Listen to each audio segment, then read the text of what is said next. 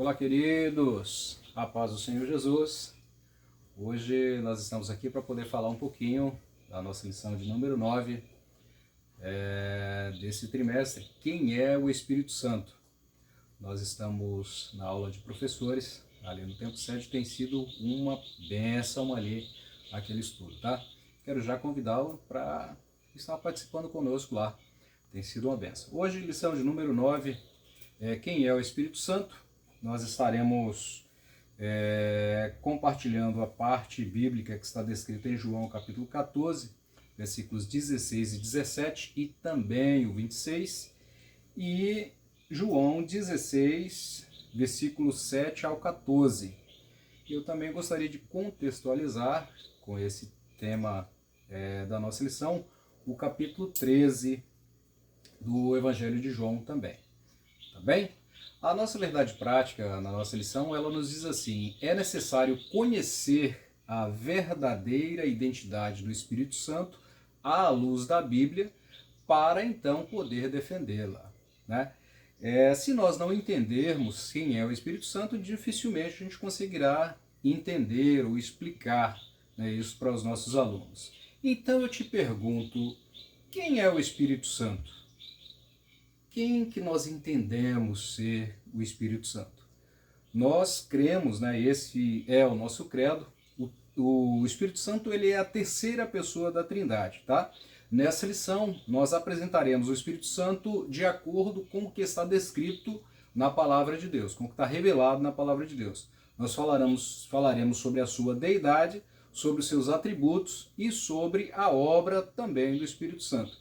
Veremos que nessa lição, ao longo da história, né, surgiram algumas heresias em relação ao Espírito Santo, e isso foi contra ao ensino ortodoxo, né, aquilo que veio sendo passado por muito tempo. Nós veremos nessa lição como essas heresias também se apresentam nos dias de hoje.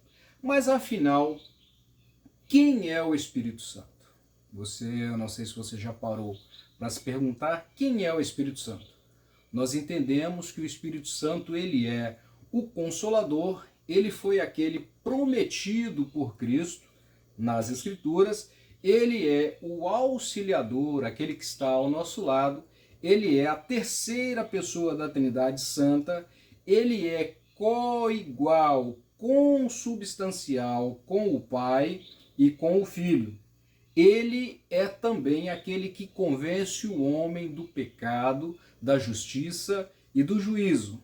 Ele é aquele que nos capacita e nos orienta para o aperfeiçoamento da obra de Cristo, para o aperfeiçoamento da noiva de Cristo. Ele é quem nos orienta no caminho que nos conduz aos céus. Então eu acredito que seja a definição e aquilo que nós cremos de quem é o Espírito Santo. O primeiro ponto daqui da nossa lição, ele nos traz assim, olha, o outro Consolador. Está descrito em João, capítulo 14 e versículo 16. E eu rogarei ao Pai, e ele vos dará outro Consolador, para que fique convosco até o fim, né, de todos os tempos. Quando Jesus fala sobre esse termo, o outro Consolador, daqui a pouquinho eu vou fazer uma referência ao capítulo 13 de João. Mas quando ele fala isso, o outro Consolador, ele quer dizer que não é alguém que é diferente. Ele usa o termo grego allos, você vai estar vendo aí na sua lição. O termo grego allos, ele diz respeito a uma outra pessoa da mesma natureza, um outro igual a ele, um outro semelhante a ele, um que seria paralelo com ele, da mesma qualidade que ele. E essa foi a promessa do Senhor Jesus. Ele não prometeu que seria um outro diferente, ele não prometeu que seria um outro como uma força ativa ou impessoal, ele não prometeu um outro como criatura, como alguns afirmam, né? Ele não prometeu o outro como um anjo, olha, vou enviar um anjo aqui para estar. Ele não prometeu um outro ser criado por ele, não foi isso que ele prometeu. Se ele tivesse prometido dessa forma, o termo que teria sido usado seria o termo héteros, né? Quando nós falamos em héteros, a gente entende que é alguém que é diferente daquele que sou eu, por exemplo. Eu sou hétero, né? E uma outra pessoa, ela é diferente de mim. Então nós dizemos que se somos héteros, né, nós nos coabitamos, né, com outro que é diferente, ou seja, uma mulher, não é isso? E Jesus, ele não disse, isso para você entender um pouquinho o que quer dizer esse termo, né, hétero, né? Jesus, ele não usou este termo para definir o outro consolador, mas ele usou o termo allos do grego, né? E nesse termo allos, ele diz que seria outro semelhante a ele. Jesus prometeu um outro consolador. Aí eu quero que você entenda um pouquinho mais sobre isso. Eu vou falar sobre Paracleto, e quando ele fala sobre Paracleto, o que quer dizer esse termo Paracleto aí, tá? Trata-se de alguém que protege, alguém que defende. O termo aí, nesse caso, o termo grego também, parakletos, vem da preposição para, a lição ela é bem clara em deixar isso aí pra gente. O termo parakletos vem da preposição para, onde para quer dizer estar ao lado de ou próximo de. E logo em seguida o termo cleto, que vem aí do kaleo, né, que quer dizer chamado, convocado, defensor ou advogado, intercessor e auxiliador. Logo, eu entendo que se o termo completo é paracletos, é alguém para estar ao seu lado. É alguém convocado ou alguém designado para se estar ao seu lado. Aí eu chamo a sua atenção um pouquinho para o contexto em que Jesus está falando isso com os seus discípulos. Capítulo 13 de João, os discípulos estão tristes. Jesus chamou, reuniu todos eles ali, e é o momento da última ceia, está acontecendo a última ceia, e Jesus chama todos os seus discípulos e começa a conversar com eles.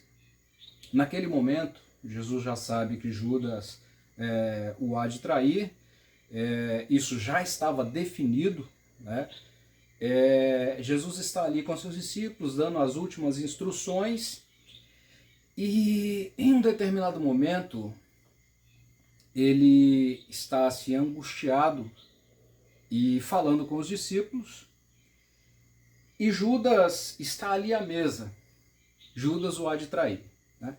Jesus começa a falar com os discípulos, e quando ele diz que ali sentado com ele está alguém que o há de trair, ele está passando as instruções, ele se levanta da mesa, ele retira suas roupas, se cinge de uma toalha e começa a lavar os pés dos discípulos. Os discípulos já olham para ele assim e falam, olha, Senhor, nós não queremos que o Senhor nos lave. E ele diz, olha, se eu não vos lavar, vocês não têm parte comigo. E no meio de Jesus estar falando tantas coisas com eles estavam agora tristes, porque Jesus estava deixando bem claro que ele estava partindo. Ele estava indo, ele já havia vindo, cumprido boa parte do seu ministério, e agora ele estava indo para os momentos finais do seu ministério. E o que acontece agora? Ele revela algumas coisas para os discípulos, inclusive Pedro. Pedro está ali e Jesus começa a ser tão duro, começa a falar tantas coisas ali, e Pedro olha e fala assim, não, Senhor, eu não vou abandonar o Senhor não, de jeito nenhum. Eu, se possível for, eu vou até a morte com o Senhor, eu vou morrer pelo Senhor. Eu morro no seu lugar, Senhor. E aí Jesus olha para ele assim, olha, Pedro, eu te digo que hoje mesmo, antes que o galo cante, você me negará por 3 vezes. E ele indigna assim com aquilo ali, que ele acreditava que ele poderia fazer qualquer coisa.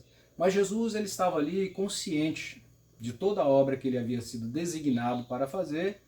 Ele estava cumprindo estritamente o seu papel e ele agora anuncia para os discípulos: olha, eu estou indo, mas eu digo para vocês, eu não deixarei vocês órfãos. Eu estarei com vocês todos os dias até a consumação dos séculos. E ele disse que estava indo para o Pai, mas ele enviaria um outro Consolador para que estivesse ali com eles. De maneira nenhuma, amados, nós ficaremos órfãos. De maneira nenhuma nós temos que temer este mundo que está por aí, porque nós sabemos que o Senhor não nos deixou órfãos. Ele nos deixou aqui um Espírito Santo ao lado da igreja para conduzir a igreja nos momentos que a igreja está passando por essa terra, para que enfim chegue um momento quando ele descer nas nuvens do céu com poder e grande glória, quando ele chamar a sua igreja, o seu Espírito Santo estará aqui para entregar a igreja ao Senhor nos ares, aquela igreja que está preparada para subir no arrebatamento para encontrar com o Senhor. Não perca a escola, tá bom? Esteja ali, vai aprender um pouquinho mais do Senhor, vai aprender um pouquinho mais do Espírito Santo, para que você possa estar pronto quando Ele chamar, ok? Grande abraço, espero vocês na Escola Bíblica de sexta.